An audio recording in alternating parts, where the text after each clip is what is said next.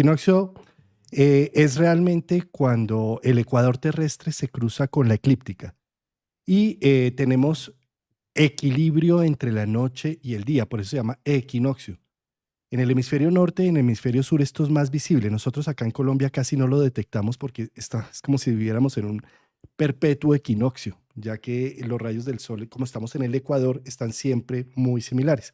Pero en el hemisferio norte y sur se empieza a ver que las horas de la noche son más largas en invierno y las horas de la luz son más largas en verano. Eh, Desde esta perspectiva, cuando hay equinoccio, se nivelan y las 2 horas son exactamente igual. Quiero poner en pantalla, querido Javier, para poner Sí, allí que vamos a poner aquí una imagen para entender lo que representa este movimiento del Sol desde la perspectiva de la Tierra. Hemos visto también en otros videos, cuando hablamos de equinoccio, la imagen que se forma en el cielo por una fotografía tomada en el cielo, pero esa imagen no es muy como que nos deja todavía muy abstractos.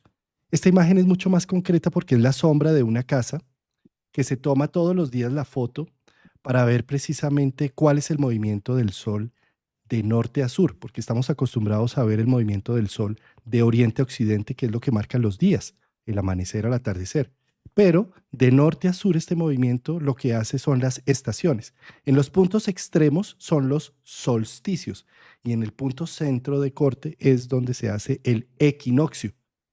Esto mismo es lo que podemos ver en el cielo, precisamente cuando se pinta la analema, tomando la foto del movimiento del sol de norte a sur, la misma hora, en la misma posición, va a generar esto mismo. Los puntos extremos del 8 son los solsticios y el centro es el equinoccio.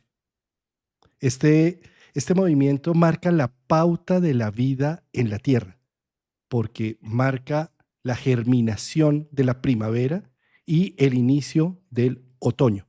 Son dos movimientos supremamente importantes para la humanidad y que los ancestros lo documentaron perfectamente bien. Eh, por ejemplo, en este templo de Angkor Wat, que queda en Camboya, es un templo que tiene más de 800 años, se hizo de tal manera, alineado de tal forma para que el día del amanecer del equinoccio de primavera o de otoño, el sol quede en la total cúspide.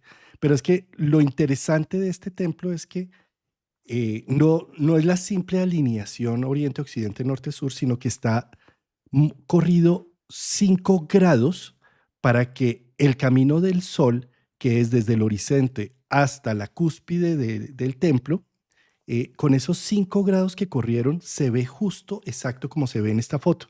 Entonces, en Camboya, en Asia, eh, se reúnen todas las personas en los equinoccios para ver este precioso amanecer. Es supremamente emocionante.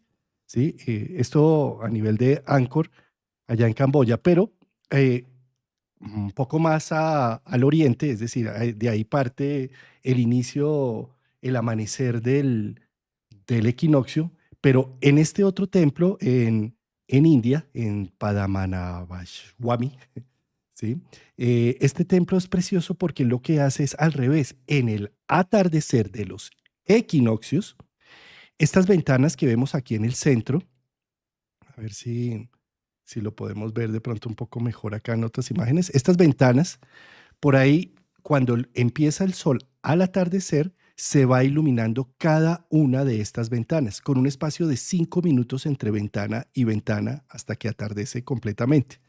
Es una forma que rendían culto porque es supremamente importante. Por otro lado, en nuestro querido Egipto, tenemos en el hombro de la esfinge y el cruce con la pirámide, eh, tenemos ahí la salida del sol en el equinoccio. También era otra forma de medir este equinoccio. Y por supuesto también, ya cuando pasamos a Europa, tenemos el templo megalítico de Malta, se llama Nadra, ¿sí? Y este templo está también ubicado, y este es más precioso aún porque hicieron una primera prueba. Es un templo que tiene más de 5.000 años, es megalítico, ¿sí? Y en la primera prueba, pues simplemente entraba el sol en el equinoccio, pero se dieron cuenta que para que entrara más preciso tenían que también girarlo unos poquitos grados más. Entonces hay dos templos, uno que se acerca y otro que es exacto, en donde el sol entra en el amanecer justo eh, a donde está, como decir, la mesa de donde se celebraba la liturgia, o bueno, como lo celebraran en ese momento, ¿sí? Sí. Y también tienen otros puntos para mirar el mediodía exacto, cuando el mediodía del equinoccio marca exactamente el punto. Entonces, son una serie de templos. Ah, bueno, y en América, por supuesto, ya cuando llegamos aquí a América, este recorrido lo estoy haciendo de oriente a occidente, ¿sí? Me gusta. Cuando ya llega el sol a occidente, a América, pues entonces tenemos también la antigua cultura maya, quien hizo el castillo o Chichen Itza, el cual en el atardecer se ve de manera tridimensional prácticamente la sombra de la serpiente, moviéndose también con una serie de características en la construcción como las escalinatas, por un lado, versus la escalera que está también ladeada de tal forma que se ve la sombra de la serpiente emplumada bajando, ¿sí? Entonces, uno se pregunta, carambas, ¿cómo ellos sin tecnología, sin computadores lograron hacer todo esto, no?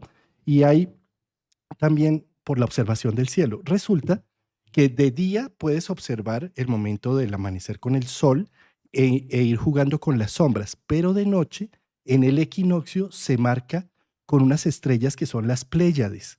Las Pléyades son esas estrellas azulitas que están en la constelación de Tauro, y que cuando estamos en equinoccio salen al oriente, se ven al oriente y cuando va a amanecer están al occidente. Entonces, podían hacer cálculos día y noche en plenos equinoccios para ver cómo hacían los monumentos.